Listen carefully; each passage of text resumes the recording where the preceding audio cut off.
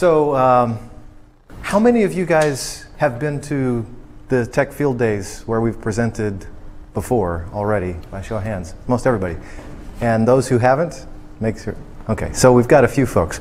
We stuck the newbies all. Stuck the newbies all to one side. Okay, okay. What I'd like to do, we have a chance to go through the technology. So I want to start maybe back a step, and I'm sure we'll have online people who are new to it as well. So I want to go back and go through sort of the layers of the onion, so to speak, because it's important to get the foundation as we go on. I view our technology largely as having 3 layers. One layer is the data virtualization. The second layer, and I'll go into more detail in a minute, is objective-based data management. And the third is analytics in the loop. Now, please ask questions along the way. But let's start with what is data virtualization. But let me present this starting in terms of what are the fun things going on in the storage industry. Let me get a little bit of participation from the crowd. What do you guys think? New companies, new startups, what's the coolest stuff going on now? I mean, we hear a lot. Let me throw one of them out there. Hyperconverged. Is that one of the coolest trends, or other things? Bring me up to speed here.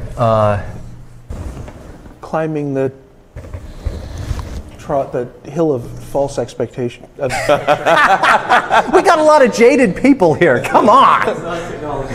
What's some cool shit? That's not a technology trend. Well, okay. Near and dear to my heart with Fusion IO is the move towards Flash, right? Yeah. So, how many of you guys think all-flash data center is cool? All-flash data center? All-flash data center. All-flash? That's a good one? I take the Adam Osborne route. All-flash data centers as likely as paperless bathroom. Okay, fair enough. So, introduction of Flash. Flash, okay, I have to ask because I'm biased. What's your favorite form of Flash? Server Flash or Flash appliances? Appliances. I'm a consultant. The appliances, of course, because we're big iron guys here. Server. Well, yes, we have, when it comes to our client, there's the ability to put Flash in the servers themselves, which I think is cool because then it combines with hyperconverged, and you can get this hyperconverged, kind of thing. Or Flash as a cache. So Flash is one of the trends, whether it's appliances or server side, and then the hyper-converged. What other cool stuff's going on? And there's lots. Okay, do you think there's more storage startups nowadays than there was a decade ago, or fewer? Oh yeah, there's more. There's not only more, but they've got longer lifetimes. And they last long. Why is this happening? Why is it that there's such a proliferation? Venture capital? Low interest rates, tons of money. Okay, that's a decent explanation. Let's look for a technology one, because we're not in the finance business here. Storage sucks. Storage sucks. Well, it gives us all a job, right? Software-defined storage. Software-defined storage. Okay, hyper-converged. Everything's just a Linux appliance. Well, that's kind of cool, actually, the fact that Linux is becoming so ubiquitous. That's an aid. So software-defined, hyper-converged, what are some of the other cool trends going on? All-flash. Flash, Linux, software-defined, it's all, we've got a much better toolkit than we ever used to have. Yeah, we have, right. So why such a proliferation of companies? Because the old guys couldn't use any of these tools on, we got a whole bunch of new metric tools, and EMC and Netapp had their systems, and they all had English nuts, and they don't go together. So if you have the SAN versus NAS war of our central silo stuff, what you're saying is that not everything fit in here? They couldn't incorporate all of these technologies to the best benefit, and so we now have proliferation of. It took a sledgehammer to get Flash into a FAS. Yeah, true, very true. Okay, this isn't all of it. No. Flash was in FAS from a long time ago. It just wasn't as a separate data tier. Okay, effectively.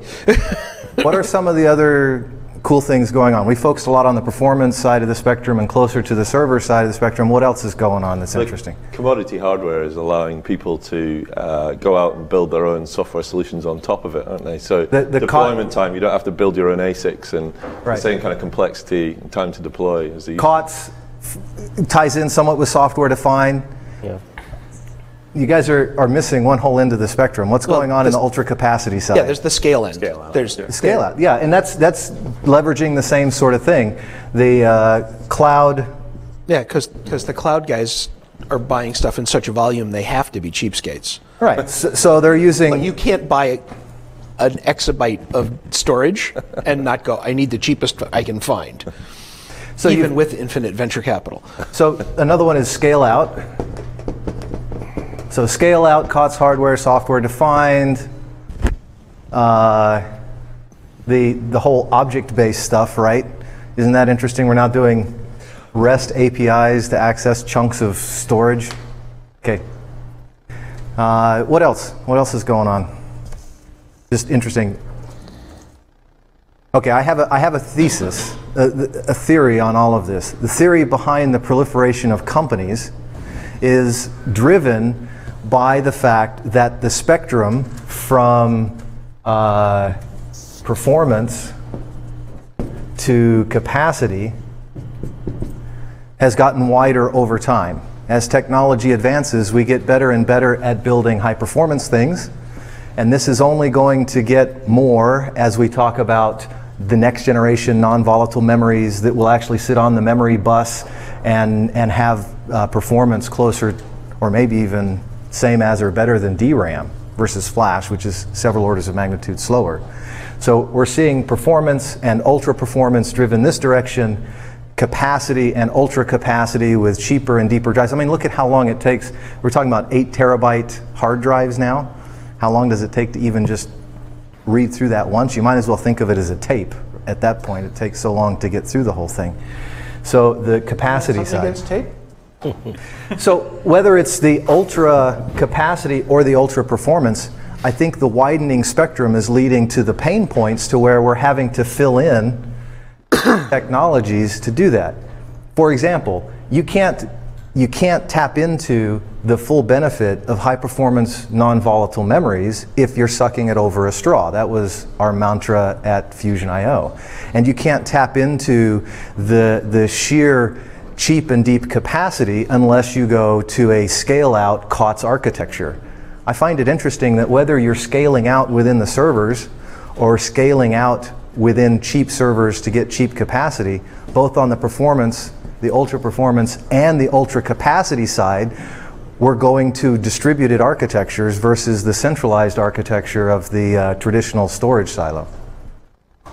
So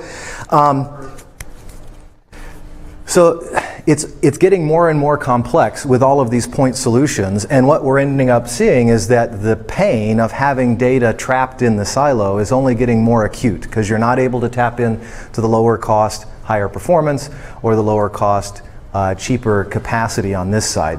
And it's interesting that many of the startups and the technologies that we find in the industry today are solutions, piecemeal solutions that are patching symptoms of the underlying problem. Whether that's the desire to tap into lower dollars per IOP by putting flash and caching, what we end up doing is wanting to loan the data that's in the silo out front. And that means that our source of truth is no longer the silo itself because we have data that's cached that may not be reflected in the storage yet. That's if you're doing write caching. If you're only doing read caching, you can avoid that vulnerability, but you're not accelerating your writes at all. So caching, server side or caching in a flash array, are expressions of the underlying problem that data is immobile and it's trapped in the silo, and you're trying to get it out front.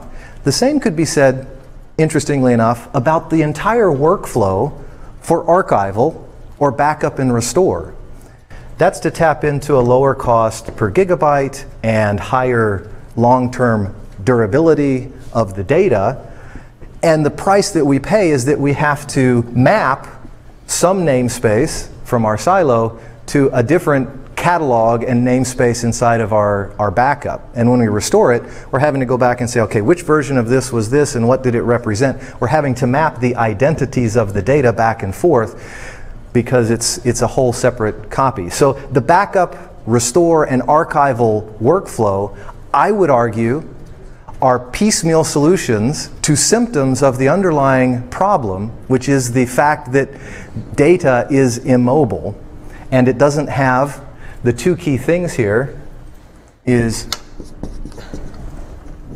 continuity of identity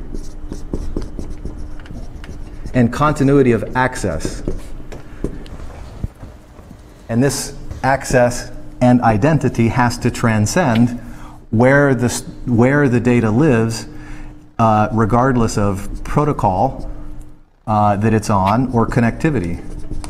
Where it's connected, what protocol it's on, it has to keep that continuity of identity and access. So caching on the performance side, archival, backup, and restore on the capacity side, these are solutions that are addressing symptoms to a greater problem. The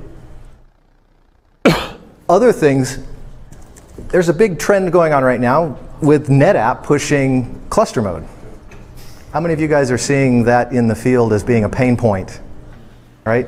With people adopting. What do you mean, pain point? The fact that, is Netapp still sticking to their guns and saying they're not going to support 7 mode anymore? That you have to move to cluster mode? No, until 2020. 2020. Yeah? Yeah.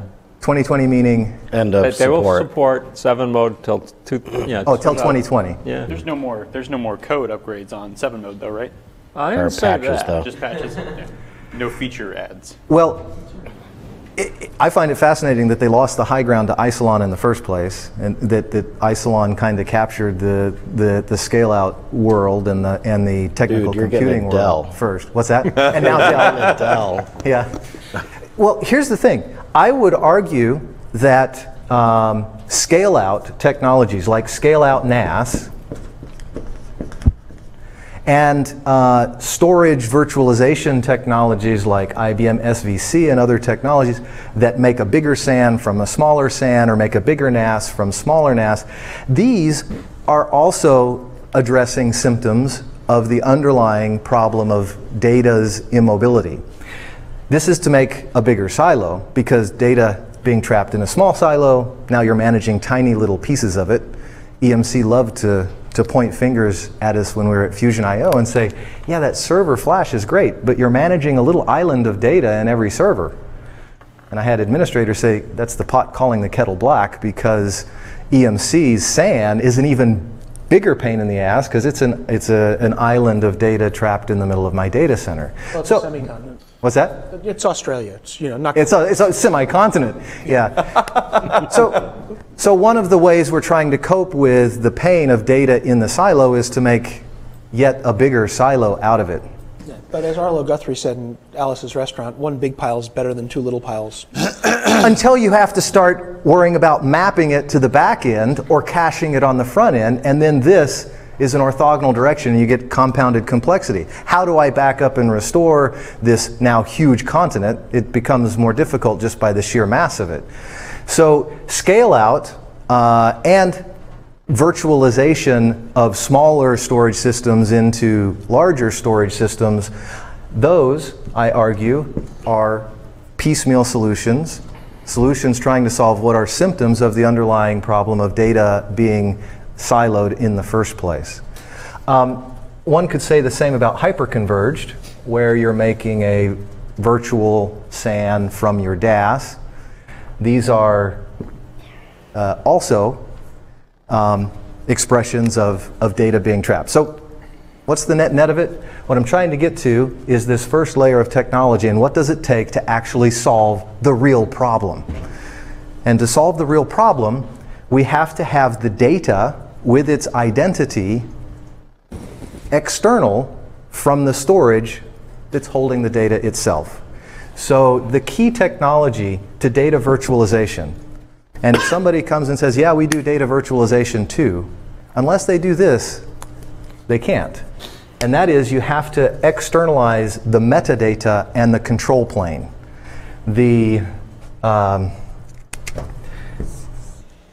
You have to put metadata and the control plane separate from the actual storage silos. This is what allows the identity of the data to endure regardless of where the data is actually located. Now it's interesting to note that people looking at all of the mess of all of the copies of data that ends up happening because of data being managed via the silo. So they invented this notion of copy data management. Let's now put some meta envelope on top of this whole thing where something is tracking where all my copies are. That's a piecemeal solution on top of a piecemeal solution, admitting the fact that there's an underlying mess here. So copy data management is also an expression of the underlying problem of data not being mobile. But when you pull the metadata out and can map it regardless of where it resides, that's the first step. It gives us the continuity of identity. And that's the key number one. The second key is to have a universal client. We call that our data portal. This client is what negotiates with the metadata service and is what has the universal protocol support, able to talk to data as block, as file, or as object, or as direct attached. So there's really two key pieces to the puzzle. One, externalizing the metadata and control plane, and two, the data portal. Now, subordinate to the data portal are some other services like a data mover and something that can source block storage into the object space. Let me stop here and see if there are any questions. We've covered some of this before, but I'm trying to cover it in a little bit more detail. This we call DataSphere. That's the control plane and the metadata. DataSphere, as you see here. So you have this external metadata server and control plane, okay, and you have all the data split in various repositories, okay, and you have this image of the single volume of data, virtual. So there is a lot of metadata going back and forth all around. Yeah. Does it impact the performance? Because for each single block I need to access, I need to... No, and that's a very good point. That's a very good point that you make there. This is for the metadata that is the namespace, the identity of the data, the file, the directory structure, and everything. The data blocks and the block allocation and mapping, that is done with the storage. Now, that means that inherently we're consuming something that looks more object-like, a string of blocks. Okay. That's why this third piece that I quickly brushed over, which is let me give this a name. This here is our DataSphere Extended Services, or DSX. The portal, the mover, and the store. The data store is what can take raw block storage and make it into objects by doing the block allocation and mapping. The net of that means that you're not going here for block mapping information, you're not going here for individual block accesses. Otherwise the system would not scale at all. So for storage that already is doing the block allocation and mapping, it uses it directly. For raw blocks, we have to add that layer, and that's what the DSX store does. Okay, other questions? so far? So the two key technologies here, externalizing the metadata control plane and universal client that knows how to defer to it. Instead of going and inventing that data portal, this universal client ourselves, what we've done is we've leveraged the existing NFS standards and the parallel NFS extensions that allow us to do that within that context.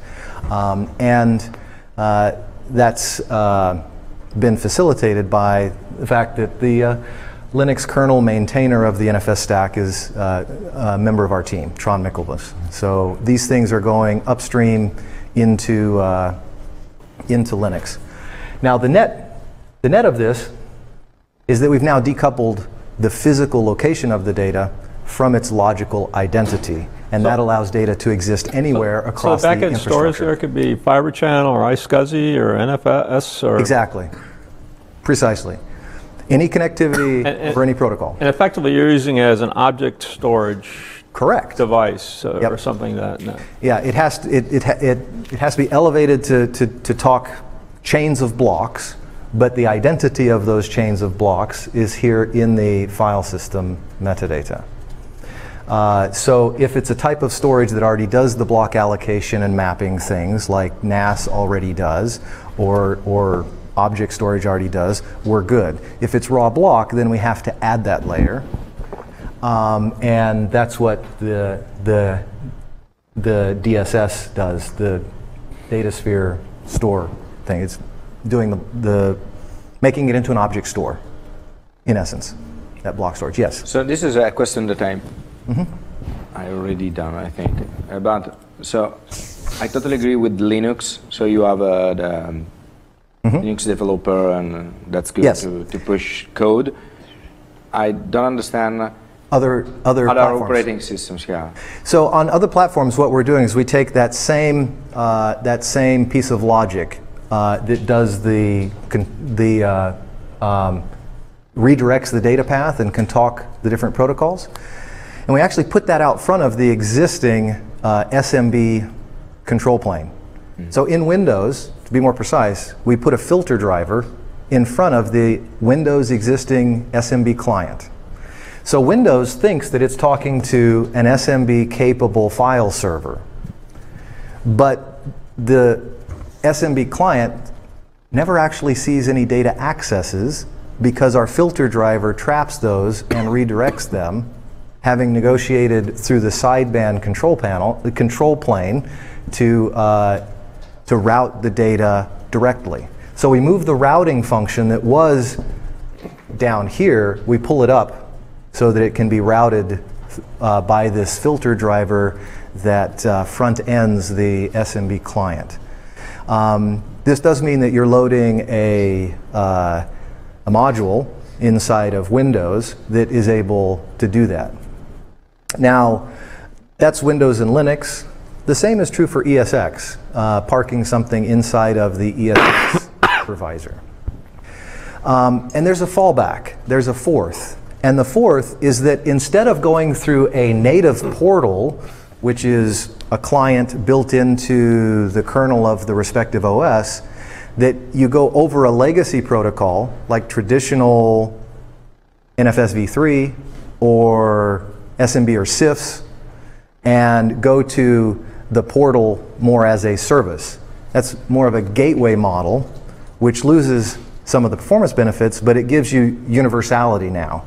So even stuff that you don't want to upgrade to have the native ability to bifurcate control plane and data plane can still benefit from it. It just has to go over an extra hop to get there. So those are the four methods in Linux, Windows, ESX, and as a separate service on the network over legacy protocols. Through any one of those four means, you can get to the portal that gives you visibility into a global data space. So like Windows 2003, 2008, they'd have to go that fourth method.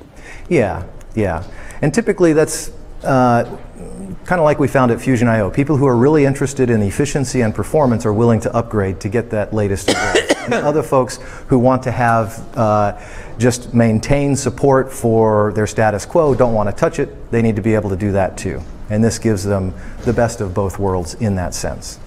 So with VMware current vSphere, you've got a filter driver in there that can bifurcate the control and data plane. What we're doing in our initial go-to-market with VMware is actually kind of a hybrid between the two, in the sense that we're putting a service VM that has DSX in a guest next to your other VM. And this is accessed with traditional NFS v3, and here's where you have the portal and other things. So we do have the additional hop, but the hop is on a local loopback circuit. So each of the physical hosts... VMs on each host? What's that? So I should run one of those VMs on each host, as you were just about to say? That's right. If you'd waited just 1 second, I would have gotten there. My goodness, be patient. Finally, a speaker who knows how to handle me. So DSX, with the service stack of not just the portal, but also the data mover, it kind of pumps the data around the system, and the data store, which can source the raw block storage in as object storage, exists as a service on each physical host. If a VM gets vMotioned and it's pointing to the DSX on the wrong box, is it going to redirect it? That's right, because it's using a local address, so it doesn't even know the difference. One of the most important characteristics is that the data portal is stateless. So when a VM moves from one physical host to another and is talking to the same local address, he's going to end up just at some point, he's sending traffic here instead of there. And because it's stateless, that all works. This is still a portal into the global data space, and you still have the local performance. You're not having to bounce data over the network to get there. What kind of requirements for those proxies, basically? Like a CPU RAM, what's it required? You know, it's very minimalist in the sense that we've measured the opposite side of it, which is what is its impact on performance. And it turns out to be a small fraction of a millisecond in terms of additional latency in the access. So if I'm going NFS v3 from here to a NAS system versus through the portal to data that happens to be on that same NAS system, it's something like a tenth of a millisecond, 100 microseconds of additional latency. That also means it can't be too many CPU cycles worth of wasted CPU, but I don't have the exact measure for you. Where are you storing the DSX?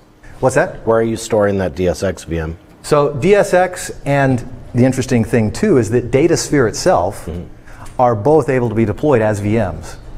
But of course their storage, they can't be hosting themselves. So yeah, you'd have to carve out some storage for that image, but they're generally stateless. Now both VMware and Windows currently support NFS v4 clients. Yeah, and when I say v3, I'm including v4 as well. It's not all the way up to PNFS with the extensions that we've added. At some point, you can imagine the next step is for us to take the data portal, which is in this world, the incarnation of it would be a PNFS client, and port it natively into ESX. But this isn't. This ends up being a rather bleeding edge. It's still standards-based and everything, but our PNFS client is enhanced to do things like send performance telemetry. When you're splitting the data plane and the control plane, you'd better inform the control plane of what you're seeing performance-wise on the data plane. So performance telemetry, that never existed in the NFS protocol, a way to actually communicate what the client is seeing from its from the storage, from a performance perspective. And the other one is throttling, being able to shape the traffic and enforce QoS. Those types of things are new. So, can I ask the virtual machines themselves? Are they doing anything else? So, for example, can they do RAM-based caching or things like that on top? So we have all those Fusion IO cards lying around. That is the perfect question. The data portal is sort of the way into the distributed data space, but the DSS, the DataSphere Store, this is one of the extended services in this DSX stack, is what can source raw material into object space to store things on. So the short answer is yes, I can take local flash, local RAM, and I can export that into the global data space. And the RAM, by the way, can be characterized as volatile. So when your objectives allow for something to not have persistence, then it can automatically get mapped there. So yes, I can map RAM and flash, and in the future, your non-volatile memory that's on your memory bus, all of those things can be put into the global data space. And because the way we're going to go here now, objective-based data management works, data can be affinitized or is automatically affinitized to storage that has better proximity and better performance characteristics to where it's being accessed. So, yes?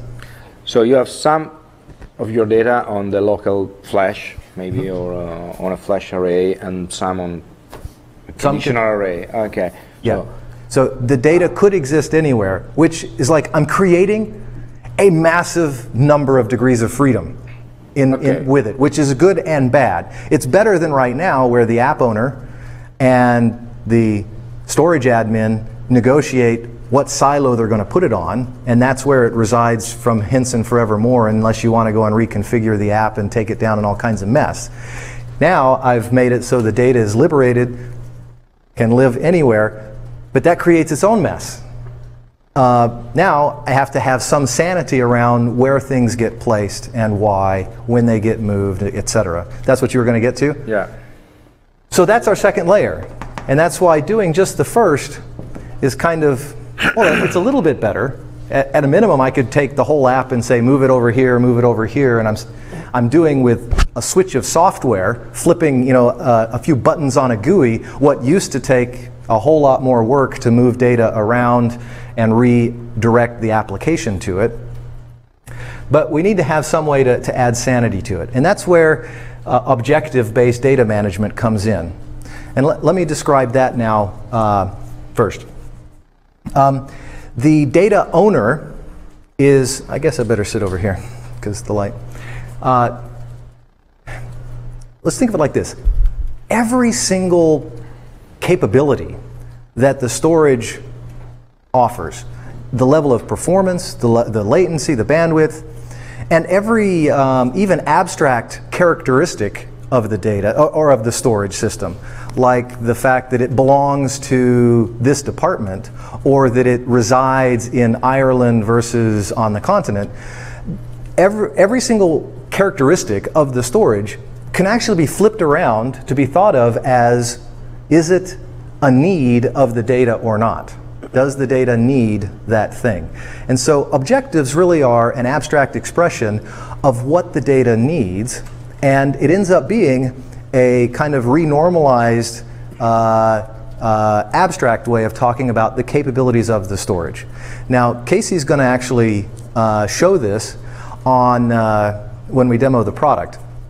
But the way to think of it is it's really on the two dimensions, the performance and the protection of the data. Performance can be measured in reads versus writes, IOPS, bandwidth, latency on each of those. Protection is a little more interesting. I use the term protection because it actually encompasses about everything else you can think of, whether it's how durable the data is, how likely it is to get lost or corrupted, how available the data is, how secure the data is. Each of these is protecting you from something, protecting it from getting stolen, protecting it from not being able to be accessed, protecting it from getting lost. Even things like making asynchronous copies, snapshots and other things are protecting the data from the application or the administrator accidentally corrupting it. So I tend to think of availability, durability, disaster recoverability, the ability to go back to older recovery points in time. These are all things that are encompassed in the notion of the meta dimension of protection of the data. So the objective-based data management really become an expression of what level of performance and protections are requisite on the data. And those objectives get matched to the capabilities of the infrastructure, and that's how data gets placed. Now there's more subtleties to this. For example, you need to know from which client or clients are you actually accessing it. And before you can actually place the data, you have to describe the value of that data meeting those objectives.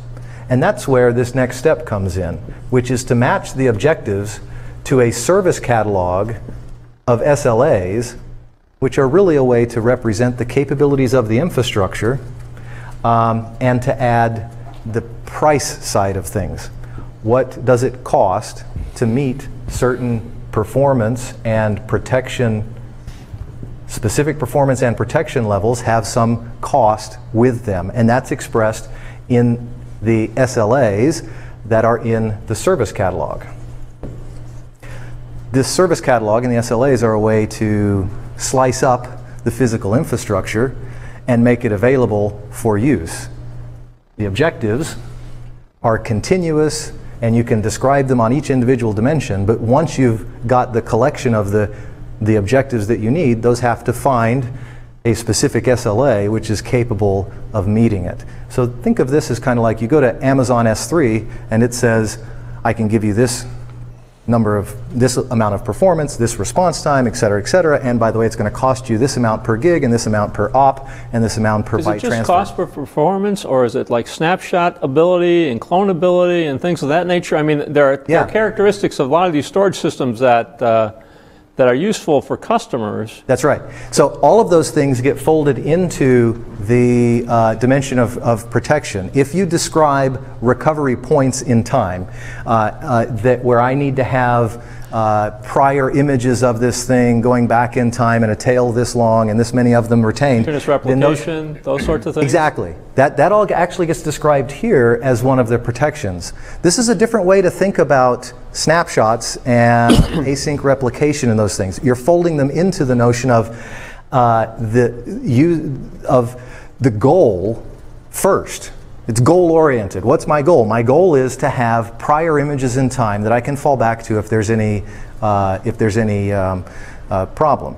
And so that drives the system to know that it should maintain a chain of prior images or snapshots. And then the interesting thing is that those older images have their own protection objectives on them. So it's one thing to say that the live piece of data needs this level of durability, this level of availability, this level of security, and these levels of performance. When you say, I need these older recovery points for the data, each one of those can have spec'd their own durability requirements that drive the placement of those images. Yep. What happens if something goes wrong? So I think you have to be more specific, Enrico. All sorts of stuff can go wrong. So from the point of view, so I get my catalog with all my storage arrays and whatever. Okay, so you have your catalog, and you have measured some way the performance that I can carve out from. So the data owner is expressing his needs on the data with objectives. The infrastructure owner is expressing his supply of resources in terms of service level agreements in the service catalog. And those two things get matched together, and that's where the data items are. Yeah, but things like I upgrade an array and because of bug or because of whatever, I got 30% less performance. Or more. Or more. So what happens with all these mechanisms that I prepare at the beginning? So the supply of performance from a given data store is actually something that we monitor and model. Every single one of the capabilities of the storage that we're able to determine automatically and update dynamically That's what we want to do, to remove that burden from the infrastructure owner. So there's a number of things that happen here. Modeling performance is one of the most fundamental ones, because nobody's going to guess that right, and it changes over time and depending on load, etc. So one of the benefits of our telemetry, performance telemetry, is that it allows us to not only monitor compliance to the objectives to say whether or not they're being met, but actually refine and adjust over time the model of what given data stores are actually able to deliver. And to do that, also with the nuance of from the perspective of which clients. Because in a world where you have server local, there's a very big difference in performance when it's on the same server versus a different performance. Or if you have top of the rack storage with fat pipes to everything in the rack, but thin pipes to other racks, or where you have data in one data center versus in another data center. So the connection of the client to the storage itself makes a very big difference. Notice that's three layers that are the self-same problem. Affinitization to the node, affinitization to the rack, affinitization to the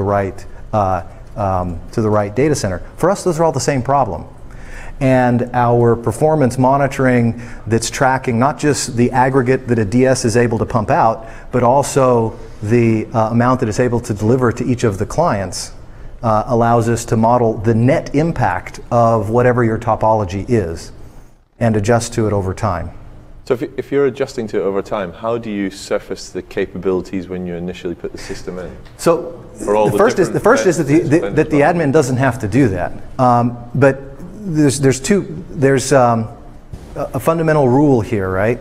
And that's that everything we want to learn in band from actual workload.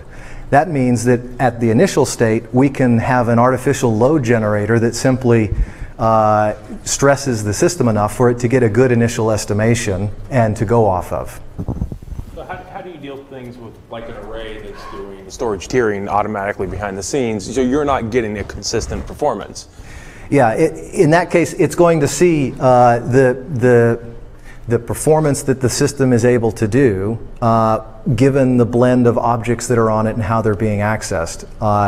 Another more simple example is if some of the load is coming from sequential access and other load is coming from random access.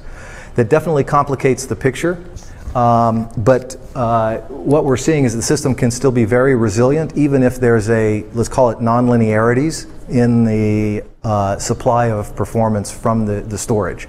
But this does favor kind of a more simplified world to where the storage is almost better off being more of a pure play with less. Yeah, you'd rather see an AFA and an all-disk array than a hybrid. Exactly. Make the decisions yourself. Well, we moved that layer of logic.